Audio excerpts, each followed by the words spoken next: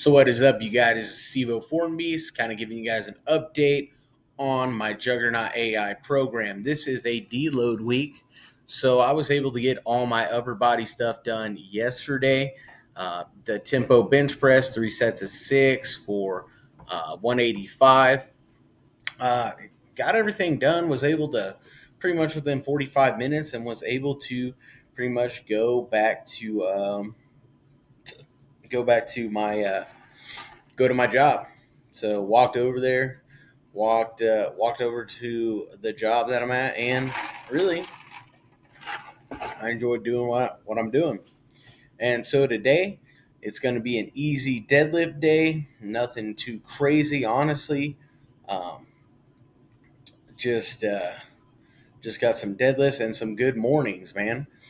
And what I used to think, and what I've realized is, I would think, hey man, I gotta go hard and heavy every time. I just gotta make sure that, man, I'm just going as heavy as possible, adding 5 to 10 pounds every week, progressive overload, which was true in a sense whenever I was a beginner lifter, a newbie lifter, and even a beginning intermediate. Now, I would say I'm more at the mid intermediate level. Uh, and so my training has had to adjust accordingly. So that means there are weeks where I'm following Juggernaut AI, really happy that this Juggernaut AI is that I'm paying for it, because I do something called undulating periodization, fancy term for I just changed it. It changes the sets and the rep scheme uh, and the percentages, pretty much based on a lot of things. How hard did I go last week? Uh, what is the goal for this mesocycle? Mesocycle is just a fancy term for a uh, a long stretch of training, usually about a month to 6 weeks. And so within that, if I go really hard on one week, I'll tone it back probably the next week a little bit, not too much. I'm still getting that stimulus. I'm still getting those reps in, and honestly, it's still challenging. And so at first, usually the way it goes with my deadlift is it's called an alternating periodization, which means honestly it's like one week I'm going pretty light. Next week I up it up a little bit, or I'll put it to you this way: I do an RPE 8 week one, right? I get to the top set, do RPE 8, do another set. Week two, I just do 2 straight sets, kind of a little bit under what my top set for 8 was the week before. So it's pretty challenging still. It's still challenging. Then week three, I go into a RPE 10, which is I go for a max set, pretty much a maximum effort, what they call maximum effort for a set of 8 on my deadlifts. It was a halting deadlift, and then I have one back down set, and then the week after that, guess what? I had 335. I went down. I would say about it was over 10%. It was almost like 15%. But guess what? If I would have tried to go in there and just add another 10 pounds, maybe I could have done it, but maybe I couldn't have. And so it's smartly, the way undulating periodization works is it makes sure that you're not just digging yourself deep in a trench of fatigue, right? That you're able to go in and hit sets and reps and not really miss any, right? And so that's how deadlifts work.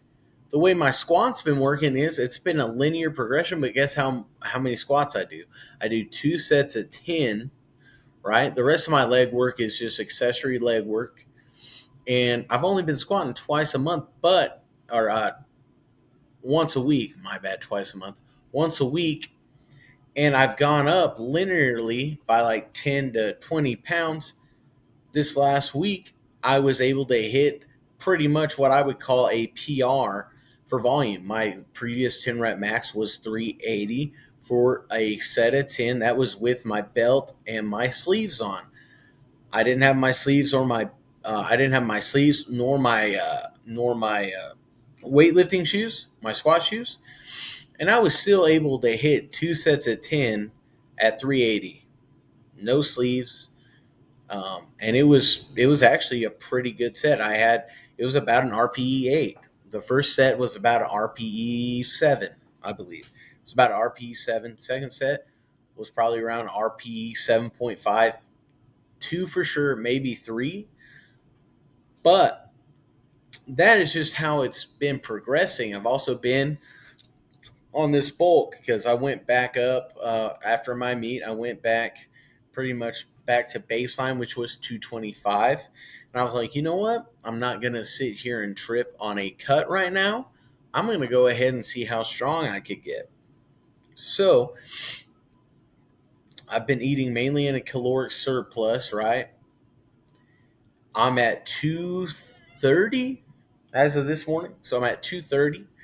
I was holding around 228 there for a little bit, but now I'm around 230, and I'm not feeling too bad. I'm feeling pretty strong, feeling pretty connected to all my movements, and I believe that it's going to just feed all my goals, which my goal is to get a 1,600-pound total. That is my goal at this moment for my next meet. 1,600-pound total.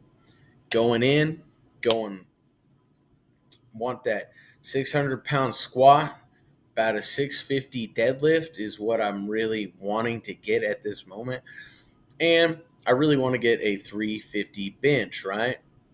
So 350 plus 650 is 1,000. 1,000 plus 600 is going to be 1,600, right?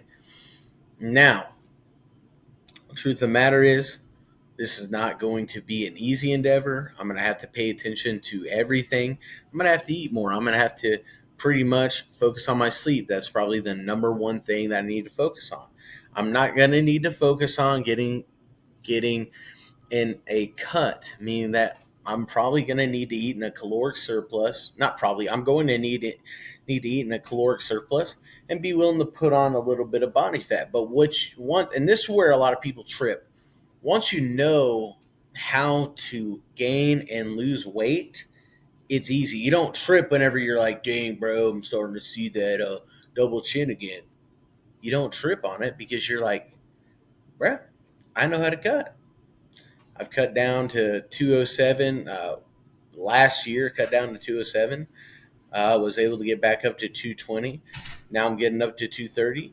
So whenever you start to learn and know how to maintain your calories, get in the calorie deficit and get in the calorie surplus, gaining weight is not a big deal. And you'll actually start looking leaner as you go through these bulking and cutting phases. Now, a lot of people talk about these maintenance phases, which I think they're good, but they're not going to eke out all the gains that you're going to want to need during the hypertrophy phase. And usually the only people that really benefit from burning fat and gaining muscle at the same time usually is a newer lifter, someone who's getting newbie gains, or uh, there are those times in people's lives where they're able to do both at one time, but it doesn't last as long, right? Um, I believe, especially for the natural lifter, right? Which I'm a natural lifter. So if you're out here, you go listen to Alpha Destiny, you go listen to Schofield, you listen to Bald Omni Man. These are natural dudes that advocate for cutting and bulking, and for a natural lifter, that is the best way in which to recomp. And what I mean by that is once you bulk and you do a lean bulk, pretty good lean bulk, and you cut down, because this has happened, then you decide to cut 20 pounds while you're still training and still doing all the things right, you end up, whenever you start to bulk again, you look leaner as you are bigger. And that's truth. I'm not just getting that from Bald Omni, man. It's happened to me personally. My body looks different than it did whenever I was like, I think at my biggest, I was at 242, like 2 years ago or something like that. This was a true statement, man. Uh, and the thing about it is, you just gotta pretty much trust the process and trust what you know. If you know about caloric surplus, caloric deficits, if you know how to lose weight in a proper manner, then eating in a caloric surplus is not a big deal, especially if your main goals are strength. And a lot of people be like, well, you're not shredded and blah, blah. It's like, yeah, you got to eat according to your goals. Not everyone's goals is to be on a bodybuilding stage. Powerlifters, their goal is to be in their weight class or maybe even gain strength, right? Maybe get 5 to 10 pounds on and then make a cut the week before to make their weight class and then just go back on a pretty good little bulk. And they have a little mini cut and then they go back on this little bulk, man. Because that's how you're going to get stronger. You can't really, as a intermediate to advanced lifter, you're not really going to get all that stronger by eating at maintenance or definitely not in a caloric deficit as a natural lifter. It's just not going to happen. The most anabolic thing you could do is what? Get your sleep and get your nutrition. Eat a lot and sleep a lot. Take your naps, get down like a bear. Think bear, right? Alpha Destiny has something to talk about whenever he's talking about bear mode. And he does conjugated or concurrent training systems. He's done bodybuilding and he's I think he's done a few powerlifting and just strength training things too. And he talks about it very, very clearly, right?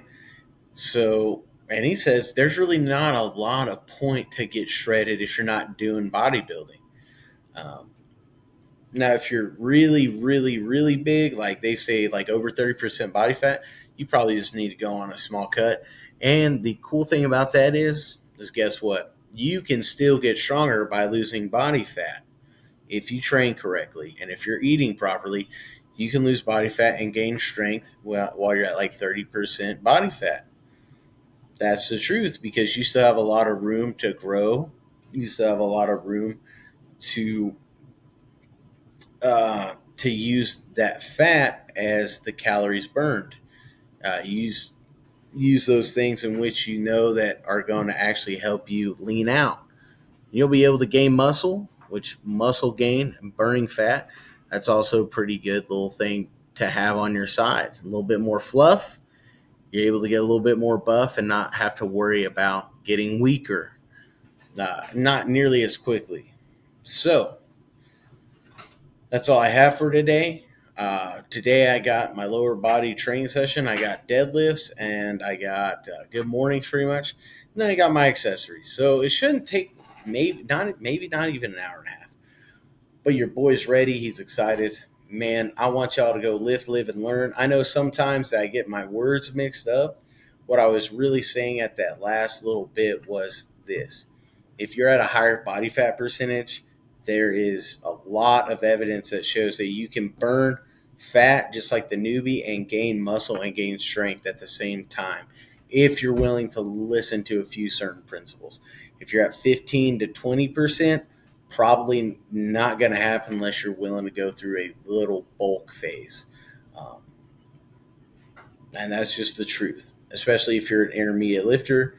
15, 20%, be willing to put on a little bit of fat just to gain that much more muscle and gain that much more strength. It's not really going to affect you all that much. So whenever you go on that cut, you'll be fine, bro. All right. Remember to lift, live, and learn. Love you guys. Peace.